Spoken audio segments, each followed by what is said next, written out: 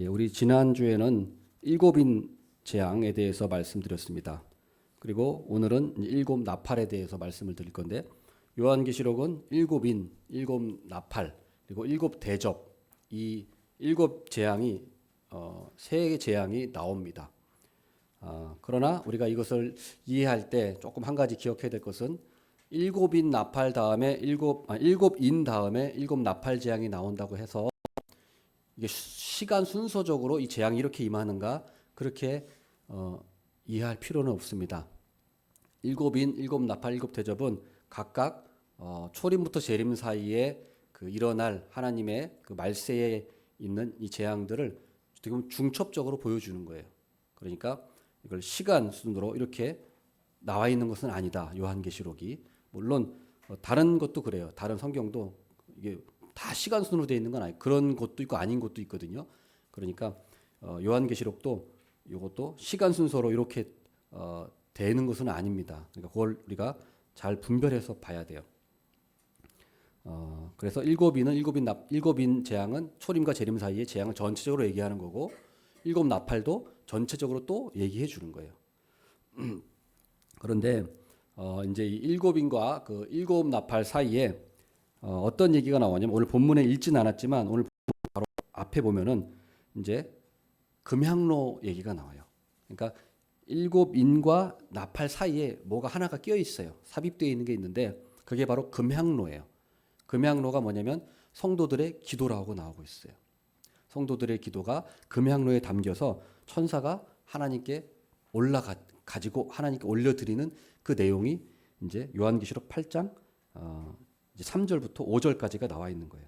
그래서 8장 3절 보면 또 다른 천사가 와서 제단 곁에 서서 금향로를 가지고 많은 향을 받았으니 이는 모든 성도의 기도와 합하여 보좌 앞 금제단에 드리고자 함이더라. 이것은 왜 이게 여기 껴 있을까요? 인재앙이 끝나고 바로 나팔재앙으로 들어가지 않고 이 금향로 이 환상이 왜 보여주신 걸까요? 이거를 그것은 바로 우리 성도들을 격려하시기 위한 거예요. 격려하시기 위한 거. 왜냐하면 앞에 보세요. 일곱 인재앙, 좀 무시무시한 재앙들이 많이 있었잖아요. 그런 재앙들이 있는데 그 속에서 우리 성도들이 두려움을 갖지 않고 그 속에서 재앙 속에서 분명히 하나님은 살아 계신다. 하나님은 우리 역사를 주관하시는 분이다라는 것을 분명히 알고 또 무엇보다 기도를 들으시는 분이다. 우리의 기도를 분명히 들으시는 분이라는 것을 확인시켜주고 그러므로 말미암아 용기를 주고 우리가 계속해서 전진할 수 있도록 우리 성도들에게 메시지를 주시는 겁니다. 특별히 이 금양로는 뭐예요? 우리 성도들의 기도가 땅에 떨어지지 않고 하늘에 상달된다. 그거를 그 이미지로 보여주고 있는 거예요. 그렇습니다. 우리 하나님께서는 분명히 우리 성도들의 기도를 듣고 계세요. 우리가 기도하는 것은 응답되지 않는 것이 없습니다. 그게 예스냐, 노냐, 그게 다른 것일 뿐이지 하나님이 듣지 않으시는 기도는 없어요. 하나님이 응답하지 않는 건 없어요. 그러나 우리 어리석은 인간들이 하나님이 노라고 대답하면은 대답을 안 했다고 생각하는 거예요. 응답을 안 해주셨다고, 내 기도를 안 들어주셨다고. 그러나 하나님이 내 기도를 안 들어주신 것도 응답이에요. 응답. 그러니까 예스냐 노만 있을 뿐이지 하나님께서는 우리의 성도들의 기도를 다 들으시고 다 응답하시는 거예요. 그건 분명합니다. 오늘 여기 그 금향로를 통해서 보여주잖아요. 그리고 성도들의 기도가 금향로에 담겨서 올라가잖아요. 그건 뭐예요? 하나님께서 그만큼 성도들의 기도를 귀하게 보신다는 거예요. 귀하게.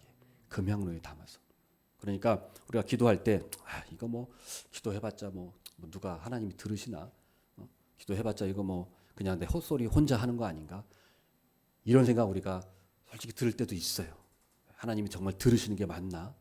듣고 있는 게 맞나? 이렇게 의심할 때도 우리 성도들의 마음속에 없지 않아 있습니다. 그러나 그럴 때마다 우리가 이 메시지 금향로로 내 기도가 분명히 하나님께 상달되고 있구나 라는 사실을 우리가 꼭 기억을 해야 합니다. 그리고 헛되지 않는다. 반드시 하나님은 내 기도를 응답하신다라는 사실을 꼭 믿어야 하겠습니다. 그리고 앞에서도 보세요. 그 순교자들의 호소가 있었잖아요. 그 인을 뗐을 때 그 순교자들의 호소에 하나님이 응답하신 거예요. 언제까지 우리의 피를 갚아주시지 않으시기를 언제까지 하시겠습니까? 이 기도가 있었는데 그것에 대한 응답인 것이죠. 그리고 이 금양로 사건을 볼 때 특이한 게 한 가지 있는데 바로 5절, 8장 5절에 나오는데 뭐냐면 천사가 그 금양로를 땅에 쏟아버린다는 거예요. 그러니까 하나님께 올려드리고 그 향로에 제단에 불을 담아다가 쏟아요. 땅에 쏟는다 이렇게 나와요. 8장 5절에 보면은 천사가 향로를 가지고 제단에 불을 담아다가 땅에 쏟음에 우레와 음성과 번개와 지진이 나더라. 이게 무슨 말입니까? 성도들의 기도를 하나님이 받으시고 쏟으신다는 말은 뭐냐면 이 세상에 하나님이 응답하신다는 거예요. 응답하신다. 하나님이 응답하신다. 그리고 쏟았더니 우레와 음성과 번개와 지진이 났다. 이건 뭐냐면 바로 하나님을 대적하는 자들, 원수, 하나님 믿는 사람들을 핍박하고 박해하고 못살게 굴었던 사람들에 대해서 하나님이 재앙으로 원수를 갚아주신다는 거예요. 그래서 아까 순교자들이 인 뗐을 때, 5째 인 뗐을 때 순교자들이 호소했을 때 하나님 언제 우리 피를 갚아주시겠습니까 했을 때 그 호소를 하나님이 들으시고 우박과 뭐예요? 우레와 음성과 번개와 지진, 이건 표현이지만 하나님께서 그것으로 성도들의 기도를 들으시고 그걸 갚아주신다는 거예요. 그래서 성경에서 뭐라고 합니까? 너희가 원수를 친히 갚지 마라. 내가 갚겠다. 하나님께서 그것을 말씀하신 거예요. 우리가 나를 핍박하는 사람들, 나를 억울하게 하는 사람들 싸울 필요가 없이 우리가 하나님께 그냥 기도하면 되는 거예요. 그리고 우리는 그 사람을 용서하면 돼요. 예. 용서하는 거랑 화해하는 거랑은 다릅니다. 용서는 내가 할 수 있어요. 하나님 앞에 내가 그 사람을 용서할 수 있습니다. 그러니까 화해하는 건 또 다른 문제죠. 그렇기 때문에 내가 하나님 앞에 용서하면 그 다음엔 하나님이 알아서 하시는 거예요. 그 일은. 그러니까 그것까지 내가 신경 쓸 필요 없고 나는 그 사람을 그냥 용서하고 그걸로 용서해 주는 것까지 하면 됩니다. 그럼 나머지 원수 갚고 그 일은 내 일이 아니에요. 그건 하나님께서 들으시고 하나님께서 그한테 갚으시고 그건 하나님께서 하실 일이라는 거예요. 근데 분명한 것은 하나님께서는 분명히 공의대로 정의대로 분명히 갚으신다는 사실을 우리가 믿어야 합니다. 믿어야 돼요. 그래서 우리가 이 금양로를 통해서 이 기도에 대한 확신 이것을 분명히 가지기를 바라겠습니다. 그다음 이제 이 이후에 이제 7나팔에 이제 울리는 거예요. 7나팔. 자, 첫째 나팔 간단하게 보면은 첫째 나팔 7절이죠. 8장 7절에 보면 첫째 천사가 나팔을 부니 피 섞인 우박과 불이 나와서 땅에 쏟아짐에 땅의 3분의 1이 타버리고 수목의 3분의 1도 타버리고 각종 푸른 불도 타버렸더라. 이것은 하늘에 우박이 내려서 불이 나와서 땅 3분의 1이 타버리는 거예요. 마치 우리 소돔과 고모라가 멸망할 때 하늘에서 우박이 내려가지고 땅에 하늘에서 우박과 불이 내려서 소돔과 고모라가 멸망한 것처럼 마지막 때에도 하나님께서 그렇게 이 타락한 도시들, 이 부패한 하나님을 대적하는 자들에게 그렇게 재앙을 내리신다는 겁니다. 그 다음에 둘째 나팔을 보면은 8절에 둘째 천사가 나팔을 부니 불붙는 큰 산과 같은 것이 바다에 던져짐에 바다의 3분의 1이 피가 되고, 그래서 이번엔 바다에 재앙이 내려지는 겁니다. 바다에 또 큰 산과 같은 것이 불붙는 큰 산과 같은 것이 떨어져서 바다 3분의 1이 피가 되고, 바다 3분의 1이 생명들이 다 3분의 1이 죽어버립니다. 그리고 배들도 다 깨져버려요. 이것은 바다에 내리는 그런 재앙, 그 재앙을 내리는 것이고, 간단하게 말씀드리면 셋째 나팔은 이제 10절. 셋째 천사가 나팔을 부니 횃불같이 타는 큰 별이 하늘에서 떨어져 강들의 3분의 1과 여러 물샘에 떨어지니, 이번에는 이제 강에 횃불 같은 큰 별이 떨어져서 3분의 1이 강 3분의 1이 쓴 쑥이 된다. 썩어버려서 못 먹게 되는 거예요. 그 사람이 쓴 물을 먹게 돼서 많은 사람이 죽게 된다. 또 그렇게 나오고 있어요. 강에 내리는 재앙, 식수 이거. 그 다음에 넷째 나팔 붑니다. 넷째 나팔을 보면은 이제 12절. 넷째 천사가 나팔을 부니 해 3분의 1과 달 3분의 1과 별들의 3분의 1이 타격을 받아 그 3분의 1이 어두워지니, 자 보세요.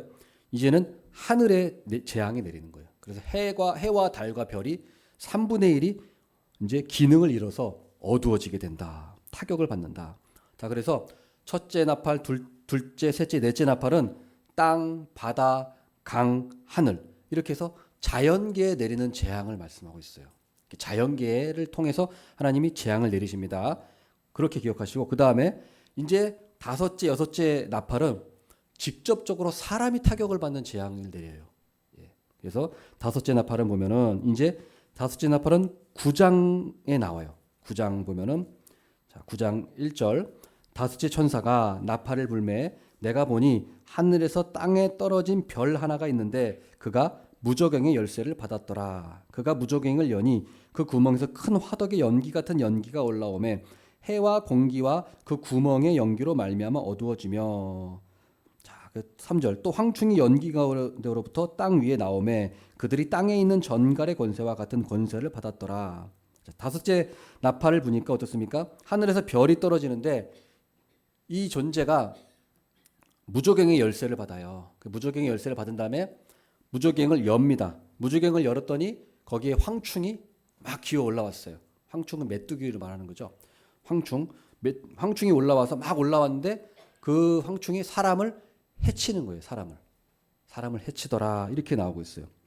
자, 그런데 이 황충의 모습을 보니까 뭐라고 나옵니까? 자, 7절에 황충들의 모양은 전쟁을 위하여 준비한 말들 같고 그 머리에 금 같은 관 비슷한 것을 썼으며 그 얼굴은 사람의 얼굴 같고 또 여자의 머리털 같은 머리털이 있고 그 이빨은 사자의 이빨 같으며 또 철 호심경 같은 호심경이 있고 그 날개들의 소리는 병거와 많은 말들이 전쟁터로 달려 들어가는 소리 같으며 자, 그래서 자, 모습이 어때요? 굉장히 기괴하죠. 기괴. 이빨 사자 이빨 같고 얼굴은 사람 얼굴 같고 이것은 기괴한 모습이에요. 마치 그 우리가 무슨 기괴한 SF 소설, 그렇죠? 그 공상과학 소설에 나오는 그런 외계인 같은 그런 모습입니다. 그러나 우리가 이런 모습은 정말 이 모습 그대로 뭐 사람 얼굴처럼 보이고 뭐죠? 철 호신경을 입고 이빨이 뭐 사자 이빨 같고 꼭 그 이미지를 그대로 그게 그대로 어떤 사람이 나온다는 것이 아니라 그것은 어떤 그 사람의 느낌, 본 사람의 느낌을 말하는 것이고 중요한 거는 이 사람의 모습보다는 여기서 요한계시록에서 요한이 말씀하고자 하는 거는 여기서 일어나는 일이 뭐냐는 거예요. 이 사람이 누구냐가 초점이 아니고 이 사람을 통해서 이 존재를 통해서 어떤 일이 일어나느냐 그게 중요한 거죠. 자, 근데 자 보세요. 9장 4절 보세요. 9장 4절 그들에게 이르시되 땅의 풀이나 푸른 것이나 각종 수목은 해하지 말고 오직 이마에 하나님의 인침을 받지 아니한 사람들만 해하라 하시더라. 그러니까 이 황충이 이 무시무시한 이 모습을 낸 황충이 사람을 죽이는데 자 하나님의 인침을 받지 않은 사람들만 해하라라는 명령을 받았어요. 그러니까 하나님 인침 받은 사람은 해하지 말고 인침 받은 사람 제외하고 나머지 인 못 받은 사람은 해하라. 그 사람들은 해하라 그 말입니다. 이게 중요한 거죠. 이게. 그래서 다섯째 나팔은 중요한 것은 사람들이 이제 뭐 전쟁을 통하든 어떤 뭘 통하든 우리가 그것까지 정확히 알 수는 없지만 어쨌든 그걸 통해서 어떤 사람들이 많이 죽습니다. 그런데 인침받은 사람, 즉 하나님을 경외하고 믿는 사람들은 해를 받지 않는다는 거예요. 하나님께서 하나님 믿는 사람들은 하나님 경외하는 자들은 보호하신다는 것을 여기서 말씀해주고 있는 거예요. 그래서 우리가 그것을 알아야 되고 그 다음에 또 뭐가 있냐면 이 황충의 이 재앙은 5달 동안만 하게 돼 있어요. 5달 동안. 그러니까 제한이 돼 있다는 거예요. 제한. 그래서 이 재앙은 무슨 말이냐면 이걸 통해서 우리가 알 수 있는 건 이 말세의 재앙은 하나님이 주관하시고 하나님이 제한하신다는 거예요. 그러니까 하나님이 주관하시는 분이니까 우리 하나님 믿는 사람들은 두려워할 필요가 없다는 거예요. 두려워할 필요가 없다.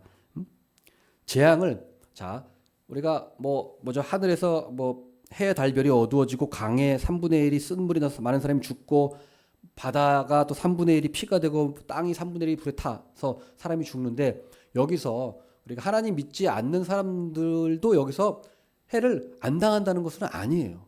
네, 이 자연계 재앙을 통해서 믿는 자나 믿지 않는 자나 죽을 수도 있습니다. 꼭 하나님 믿는 사람이 여기 재앙을 안 당한다는 것이 아니라, 그러면 인침받는 자는 보호한다는 건 뭐냐? 이건 뭐냐면 우리 하나님께서 우리 믿는 자들의 구원을 잃지 않도록 하나님께서 지켜주신다는 거예요. 구원을. 예. 그래서 그것을 우리가 믿어야 된다는 겁니다. 그래서 우리가 요한계시록을 생각할 때 요한계시록이 기록된 것이 왜 기록됐냐? 쓸데없이 우리 사람들에게 공포심을 조장하기 위해서 우리에게 요한계시를 주신 것이 아니에요. 오히려 그 반대입니다. 공포심이 아니라 우리한테 믿음을 주시고 오히려 확신을 주시기 위해서 요한계시록을 주신 것이지, 말세에 막 이런 재앙들이 많으니까 큰일 났네, 두렵네, 뭐 숨어야겠다, 이런 공포심을 조장하라고 요한계시를 주신 게 아닌데, 자 보세요. 이단들은 어떻습니까? 이단 사이비들은 꼭 요한계시를 가지고 공포심을 넣어줘요, 사람들한테. 지금 이제 큰일 났다. 재앙이 막 남으니까 빨리 헌금 가지고 다 와서 바치고 빨리 저기 모든 일 다 끊고 여기 교회 와서 숨어야 돼. 아니라는 거예요. 그게 아니라는 거예요. 이단들은 꼭 요한계시를 가지고 사람들을 그냥 공포심을 조장해가지고 사람들에게 헌금하게 하고 세상 걸 다 끊게 만들고 이렇게 해서 그냥 완전히 그 사람을 멸망길로 인도하는데, 요한계시록은 그렇게 주어진 것이 아니라 정반대로 믿는 사람들에게 오히려 두려움이 아니라 믿음을 주고 우리 구원은 절대 하나님이 잃어버리지 않도록 우리 재앙이 있어도 우리가 설사 해를 당해도 우리가 성도들이 믿음을 잃지 않도록 하나님께서 그 믿음을 지켜주신다. 그걸 우리가 그거예요. 그걸 알으라고 요한계시록을 주신 것입니다. 우리가 그것을 알아야 돼요. 그것을 정확히. 그래서 종말론 이단들, 요한계시록 가지고 장난치는 이단들한테 그렇게 우리가 넘어갈 필요가 없는 거예요. 그것만 알면 돼요. 그것만 알면. 예. 그래서 누가복음 21장 18절 19절에 예수님께서도 이 마지막 때를 얘기하셨어요. 예, 마지막 때를 얘기하시면서 결론적으로 무슨 말씀하시냐면 누가복음 21장 18절 19절에 이렇게 말씀하십니다. 너희 머리털 하나도 상하지 아니하리라. 너희의 인내로 너희 영혼을 얻으리라. 이렇게 말씀하세요. 이 말세의 때를 얘기하면서 마지막에 너희 머리털 하나도 상하지 아니하리라. 하나님이 지켜주신다는 거예요. 네, 지켜주신다는 거예요. 그리고 너희의 인내로 너희의 영혼, 우리 구원을 절대로 하나님이 잃지 않도록 우리에게 인내심을 주셔서 견인의 교리라고 합니다. 견인의 교리. 예? 우리가 견디고 인내할 수 있는 이 힘, 믿음, 그것을 공급하신다. 그것이 요지라는 사실을 꼭 믿으시기를 바라겠습니다. 그리고 이제 여섯째 나팔이 울려요. 여섯째 나팔은 9장 13절에 나옵니다. 여섯째 나팔을 보니까 뭐 성경을 다 좀 찾아볼 필요 없어요. 제가 말씀드리겠습니다. 여섯째 나팔은 어때요? 유브라데에서 천사가 나와가지고 사람 3분의 1을 죽입니다. 사람 3분의 1을 죽여 해요. 그리고 마병대가 2만만이다. 마병대가 2만만. 그러니까 2억 명, 이렇게 엄청나게 많은 숫자를 말하고 있어요. 그리고 여기서도 기괴한 모습으로 나옵니다. 이 기괴한 모습, 무시무시한 모습들이 여기 묘사되고 있어요. 뭐 유황빛 호심경을 하고 있고, 말들의 머리는 사자머리 같고 그 입에서는 불과 연기와 유황이 나오고, 마치 SF 영화처럼 이렇게 나오는데, 그러나 우리가 이 SF 영화처럼 우리가 이것을 쓸데없이 억측하거나 공상하라고 이걸 주신 것이 아니에요. 많은 사람들은 여기에 초점을 맞춰. 기괴한 모습, 신기하다, 막 신기하다 하면서 이 마병대가 생긴 모습이 신기하면서 거기에 초점을 맞춰가지고 자꾸 거기에 쓸데없는 상상을 하고 소설을 자기가 써요. 그래서 막 종말론 막 소설을 막 쓰고, 그런데 자 보세요. 우리가 그 교리 시간에도 배웠지만 우리의 모든 생각도 상상이라고 해서 다 좋은 게 아니에요. 상상도 어디요? 우리가 제한이 돼 있어요. 우리가 쓸데없는 상상을 하지 말라고 돼 있는 거예요. 쓸데없는 상상은. 그래서 쓸데없는 호기심도 자제를 해야 돼요. 호기심이라고 다 좋은 게 아니에요. 쓸데없는 호기심은 하지 말아야 돼요. 성경에서 알려주는 것 이외에는 그걸 너무 생각해가지고 막 예를 들어서 뭐 천사에 대해서 성경이 그렇게 말씀 많이 하고 있는 천사에 대해서 난 천사가 궁금해. 천사의 모습이 어떨까? 천사는 뭐 어떻게 될까? 자꾸 그것만 공상하는 사람들이 있어요. 성경에 나와 있는 게 제한되어 있는데, 예. 그러니까 천사에 대해서 요 정도만 알면 되니까 하나님 우리에게 알려주셨으면 그것만 알면 돼요. 그 정도만. 근데 그걸 넘어서서 더 막 호기심을 갖고 막 궤변을 만들어내고 뭐 이런 일을 한단 말이에요. 그러니까 그런 것처럼 우리가 요한계시록을 볼 때도 이런 기괴한 모습들을 자꾸 쓸데없이 공상하라고 주어진 게 아니에요. 이 요한계시록이.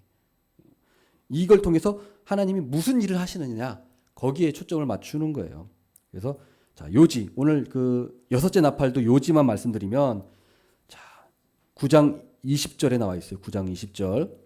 이 재앙에 죽지 않고 남은 사람들은 손으로 행한 일을 회개하지 아니하고 오히려 여러 가지 귀신과 또는 보거나 듣거나 다니거나 하지 못하는 금, 은, 동과 목 속의 우상에게 절하고 또 그 살인과 복술과 음행과 도둑질을 회개하지 아니하더라.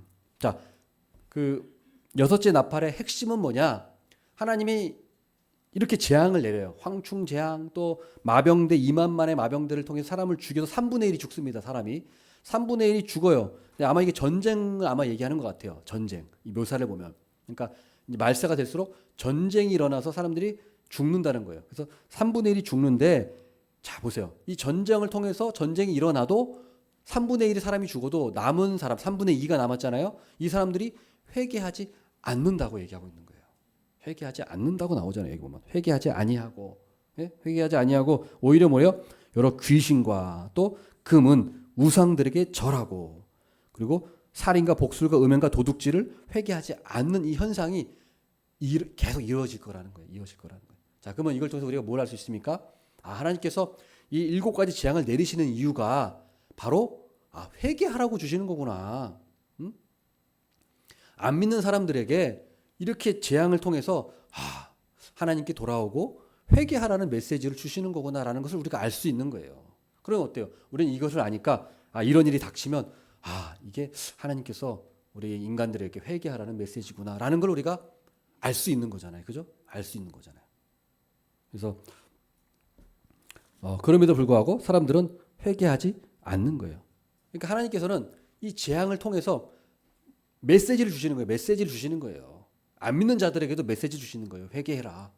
곧 세상이 멸망하니까 빨리 돌아와라. 메시지를 주시는 거고, 또 회개할 기회를 주시는 거예요. 3분의 1만 죽었지 3분의 1은 아직 안 죽었잖아요. 그러면 3분의 2에게 회개할 기회를 주시는 거예요. 그럼에도 불구하고 여전히 그 사람들은 회개하고 돌아오지 않을 거예요. 이것이 하나님이 말씀하신 거예요. 마치 어때요? 하나님께서 이집트, 애굽에 열재앙을 내리시잖아요. 근데 바로가 어떻습니까? 그 열재앙을 당해도 바로 왕은 회개하지 않았잖아요. 끝까지 고집 부리고 하나님 대적하고, 그죠? 장자 재앙을 당하고 해도 끝까지 하나님을 대적했어요. 그런 것처럼 우리가 그걸 분명히 알아야 됩니다. 말세 때에 하나님 안 믿는 사람들은 끝까지 대적할 거예요. 끝까지. 이 재앙을 내려도 하나님께서 바로 왕처럼 끝까지 회개하지 않을 것입니다. 물론 돌아온 사람도 있겠죠. 개 중에 돌아온 사람 분명히 있을 거예요. 그러나 대부분은 돌아오지 않을 것이다. 끝까지. 그리고 결국에는 어떻게 될까요? 그러면 결국에는 멸망길로 가는 거예요. 그러면 그 사람들은 이제 자기 자업자득이죠. 심판의 길로 가게 되는 거예요. 그러니까 이게 또 중요한 게 뭡니까? 하나님께서 재앙을 통해서 회개하라는 메시지를 주셨잖아요. 그런데 회개를 안 했어요? 그러면 이제 책임은 누구에게 있는 겁니까? 바로 그들에게 있는 거예요. 그들에게. 그러니까 하나님의 이 심판, 마지막 때 심판의 정당성도 여기서 우리가 확보가 되는 거죠. 그래서 우리가 이걸 알아야 돼요. 이 마지막 때 이런 일이 일어날 거예요. 분명히 일어날 거예요. 그리고 지금도 일어나고 있어요. 이게 꼭 미래의 일만이 아니라 지금도 그렇죠. 지금도 끝까지 하나님 안 믿고 죽는 사람들이 많잖아요. 멸망길로 가는 사람. 그렇게 전도를 해도, 주위 사람들이 그렇게 전도를 해도 끝까지 자기는 하나님 안 믿고 대적하고 가는 사람들이 있습니다. 있어요. 그게 지금도 일어나고 있어요. 자, 그리고 이제 마지막 일곱째 나팔만 남았습니다. 일곱째 나팔. 자, 일곱째 나팔 불면은 어떻게? 자, 일곱째 나팔은 이제 몇 장이죠? 11장에 보시면은 15절. 11장 15절에 일곱째 나팔이 이제 나오는 거예요. 일곱째 나팔이. 자, 일곱째 나팔이 나오는데 사실은 일곱째 나팔 이게 쭉 후에 나오죠. 그죠? 그 사이에 두 가지 내용이 추가되어 있어요. 두 가지 내용. 10장, 11장에 걸쳐서 그러니까 그 여섯째 나팔 다음에 마지막에 일곱째 나팔인데 여섯째 나팔과 일곱째 나팔 사이에 두 가지 내용이 추가되어 있다는 거예요. 그것만 제가 간략하게 말씀을 드릴게요. 그거는 간략하게. 10장에 나오는 건데 10장에 두 가지 내용인데 첫 번째는 뭐냐면 두루마리를 먹는 모습이에요. 요한이. 그 다음 두 번째로는 11장에 나오는데 두 증인에 대한 내용이에요. 두 내용이 삽입되어 있어요. 예. 일곱째 나팔 전에. 이게 무슨 내용이냐? 이건 다 이유가 있는 겁니다. 왜 여기 삽입이 되어 있느냐? 바로 이것은 교회의 사명을 보여주고 있는 거예요. 교회의 사명. 말세 때에 마지막 이제 일곱째 나팔이 울리기 전에 이제 마지막 때가 오기 전에 교회의 사명을 알려주고 있는 거예요. 교회의 사명이 뭐냐? 자, 두루마리 이 환상을 통해서 알려주는 거 뭐냐면 두루마리를 요한이 먹으니까 어떻게 됩니까? 입에는 다나, 배에는 쓰다. 이런 내용이 나옵니다. 그 10장 요한계시록 10장 9절에 나오죠. 10장 9절에 입에 두루마리를 먹었어요. 이게 하나님 말씀이죠. 하나님 말씀을 먹으니까 입에는 달았습니다. 그러나 배에는 쓰더라. 이런 얘기가 나와요. 이게 무슨 얘기냐면 우리가 하나님 말씀 또 복음을 들었을 때는 어때요? 달아요. 너무 기쁘고 복음이니까 어때요? 복된 소식, 굿뉴스니까 기쁘고 즐겁고 만족스럽고 참 감격스럽고 은혜가 넘쳐요. 막 너무 좋아요.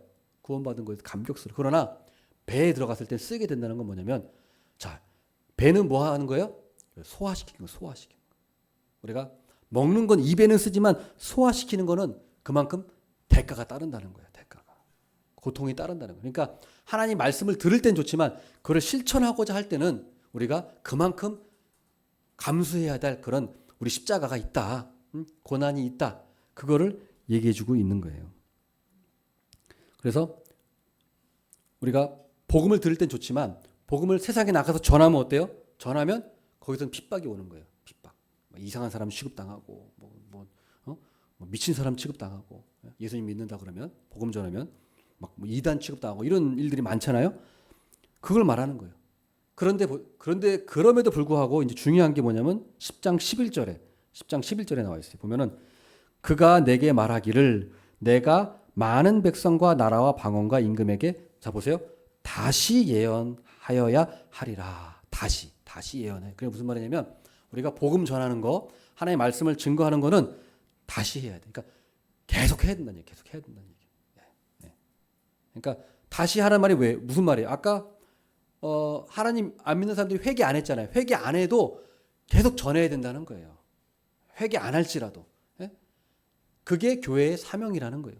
세상 사람들은 예수님을 받아들이지 않아도 우리가 계속 복음을 전해야 된다는 거예요. 어떻게도. 예. 자 보세요. 우리 세상 사람들 보면은 자 불교나 천주교나 어때 유교나 무속신앙은 사람들이 별로 그렇게 대적 안 해요. 그죠? 뭐 절에 뭐 생전 한번 뭐 1년에 한두 번도 갈까 말까 하는 사람이 자기는 불교라고 말해요. 왜 그래요? 불교는 뭔가 친숙하거든 자기랑 뭔가. 그죠? 천주교도 뭐 많이 매주 나가는 것도 아니면서 뭐 1년에 한두 번 나가면서 천주교인이래요. 왜 그래요? 그게 불교나 천주교나 이런 사람들은 뭐 어때요? 다 결국엔 마귀 자식이거든요. 한통속이기 때문에 친숙한 거예요, 서로. 그러나 기독교는 어때요? 교회는 꼭 세상 사람들이 어때요? 싫어해. 대적해요. 기독교는 다른 건 다 친숙하게 느껴도 기독교는 사람들이 대적하고 싫어해요. 왜 그래요? 그건 같은 편이 아니니까. 자기는 마귀 편이니까. 그러니까 불교나 천주교나 유교나 무교는 그냥 별로 이렇게 거리낌이 없는 거예요. 그러나 꼭 기독교 교회는 꼭 거리껴요. 왜냐하면 진리를 말하니까. 진리가 싫거든요. 거짓의 자식들은 진리가 싫어요. 그러니까 복음, 예수님 얘기하면 거부감 느끼고 예수님 믿어야 구원받는다고 하면 그렇게 싫어하는 거예요. 다 뭐 부처나 공자나 석가나 다 뭐예요? 다 성인이고 그 사람을 통해서 우리가 좋은 길 가는 거지. 꼭 뭐 예수님 믿어야 구원받느냐 꼭 이렇게 얘기한다고 사람들이 꼭 그렇게 얘기해요. 그래서 적대적이라는 거. 그럼에도 불구하고 어떻게 그 세상에 나가서 우리가 복음을 전해야 된다는 거. 전해야 된다. 예, 전해야 된다. 이게 교회의 사명이라는 거예요. 그 다음에 11장에 두 증인 얘기가 나와요. 두 증인. 두 증인은 한마디로 얘기하면 교회 공동체를 말하는 겁니다. 교회 공동체. 두 증인은 복수잖아요. 복수. 교회 공동체. 그리고 그 11장 4절에도 나오지만은 이 두 증인이 누구냐? 그들은 이 땅에 주 앞에 서 있는 두 감람나무와 두 촛대다 이렇게 얘기하고 있어요. 스가랴 4장에 보면은 두 감람나무와 두 촛대에 대해서 얘기하고 있어요. 두 감람나무는 스가랴서의 4장에 보면은 대제사장 여호수아 그리고 유대 총독 수룹바벨 이 두 사람을 얘기하는데 결국에는 이것은 무슨 말이냐면 교회를 얘기하는 거예요. 교회. 그리고 촛대도 뭐냐면 교회를 얘기해요. 요한계시록 1장 10절에 7촛대가 나오는데 교회라고 얘기하고 있어요. 그러니까 이 두 증인은 우리가 교회라고 생각하면 돼. 교회. 교회를 말하는 거구나. 그런데 이 교회가 두 증인이 어떻습니까? 결국에는 이제 핍박을 받아요. 42달 동안 42달 동안 11장 2절에 나오죠. 42달 동안 핍박을 받는다. 이것은 꼭 42달이란 이 기간이 아니에요. 이것은 문자적으로 42달만 핍박받는다는 얘기가 아니고 이것은 하나님께서 정하신 기간이 있다는 걸 말해주는 거예요.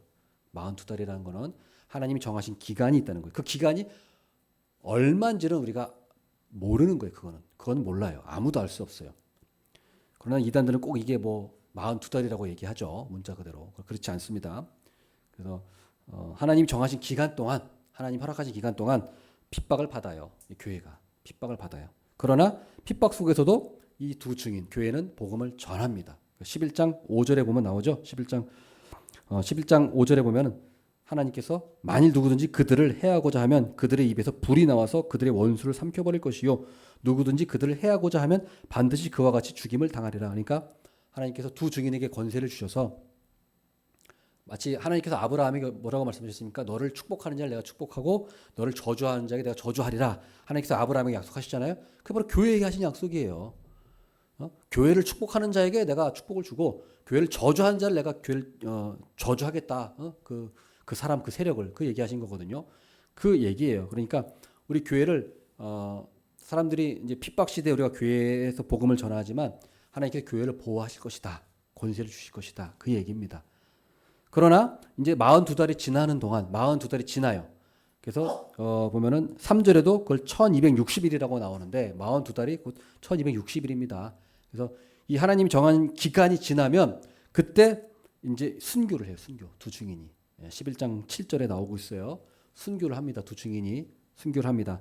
그리고 나서는 또 무슨 일이 있냐면 11장 11절에 3일 반 만에 부활을 합니다. 11장 11절에 3일 반 후에 하나님께로부터 생기가 그들 속에 들어가매 그들이 발로 일어서니 구경하는 자들이 크게 두려워하더라. 부활한다는 거예요. 부활.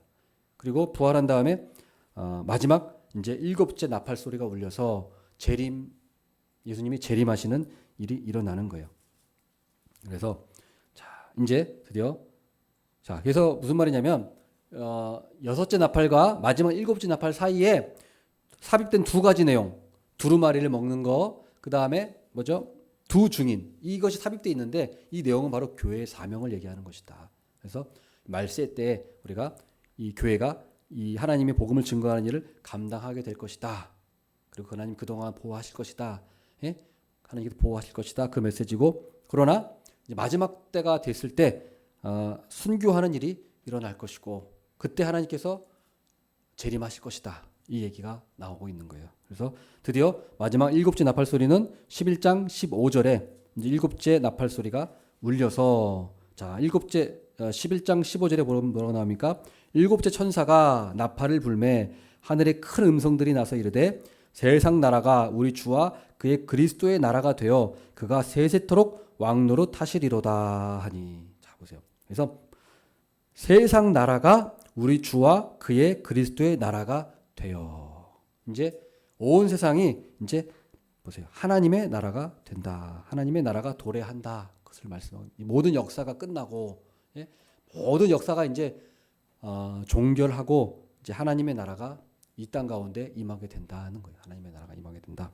그래서 하나님께서 이 세상을 다스리시고 우리 백성들도 거기서 온전히 하나님을 찬양하는 그런 하나님의 나라가 영원토록 이제 이어질 것이다라는 것을 말씀하고 있습니다. 그리고 마지막 보면 자 11장 18절 보세요. 어떤 일이 일어나냐? 11장 18절. 이방들이 분노함에 주의 진노가 내려 죽은 자를 심판하시며 종 선지자들과 성도들과 또 작은 자든지 큰 자든지 주의 이름을 경외하는 자들에게 상 주시며. 자, 이제 하나님을 경외하는 자들에게 상을 주시는 일이 일어난다는 거예요. 분명히 하나님이 마지막 때 우리에게 다 부르셔서 상을 주시고, 자, 그다음 또 땅을 망하게 하는 자들을 멸망시키실 때로소이다. 하나님을 대적하는 자들, 하나님을 경외하지 않은 자들은 어때요? 멸망당하는 일이 일어난다. 이게 마지막으로 일어나는 일이라는 거예요. 그래서 우리가 요한계시록 오늘 일곱 나팔에 대해서 제가 뭐 간단하게 오늘 말씀을 드렸습니다. 많은 내용이지만 우리 요지는 뭐예요? 요지는 우리가 이 재앙 속에서도 우리 믿는 성도들이 이걸 공포심을 조장하는 것이 아니라 믿음으로 우리가 이 재앙이 있을지라도 하나님께서 우리를 끝까지 보호하시고 우리가 믿음을 끝까지 지킬 수 있도록 하나님께서 우리의 믿음을 지켜주신다. 그 사실을 믿으라는 겁니다. 그리고 우리가 마지막 우리 교회의 사명, 나의 사명, 우리 복음을 땅끝까지 전하는 이 사명을 감당하는 일이 계속 될 것이다 라는 것을 분명히 믿으라는 것입니다. 사실 우리가 믿고 우리가 하나님 말세의 때에 우리가 믿음으로 사는 우리들이 되기를 바라겠습니다.